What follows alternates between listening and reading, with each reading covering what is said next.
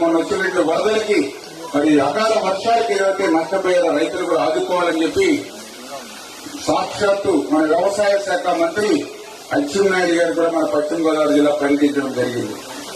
అచ్చెన్నాయుడు గారితో పాటుగా ఈ ప్రకృతి విపత్తుల శాఖ కూడా హోం శాఖ ఏదైతే నిర్వహిస్తున్నారో వంగలపూడి అనిత గారు కూడా మన పశ్చిమ గోదావరి జిల్లా రావడం జరిగింది.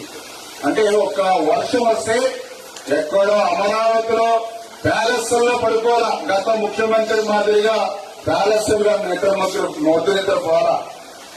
వరద వస్తుందంటే వరద కంటే ముందుగానే ఇవాళ మంత్రులు మేము పోలవరం పోతే నిర్వాసితులు చెప్తూ ఉన్నారు.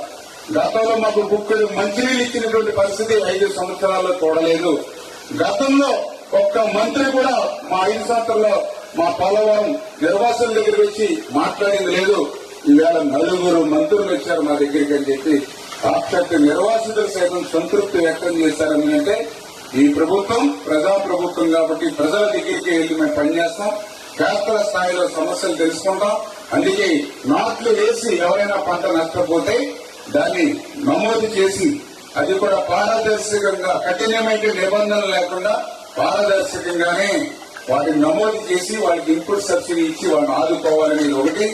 రెండవది ఏదైతే విత్తనాలు ఆకుమడికి సంబంధించి వేసి ఆకుమడి మునిగిపోయి ఏదైతే నష్టపోయారో వాళ్ళకు కూడా 80% సబ్సిడీతో, అంటే దగ్గర 900 రూపాయలు పైబడి ఉండేటువంటి విత్తనం ప్యాకెట్ ని 200 రూపాయల 220 రూపాయలకి, అంటే కేవలం 20% మాత్రం మీరు చెల్లిస్తే 200 రూపాయలు చెల్లిస్తే మీకు 30 కేజీల ప్యాకెట్ మీకు అందించడం జరుగుతుంది. ఇదిగా చెప్తూ ఉన్నా, ఎంతమంది రైతులు నష్టపోతే ప్రతి ఒక్కరికి కూడా మీకు విత్తనాలు సరఫరా చేస్తాం. ఏదైనా ఎక్కడైనా ఇబ్బంది ఉంటే మాతో సంప్రదించండి.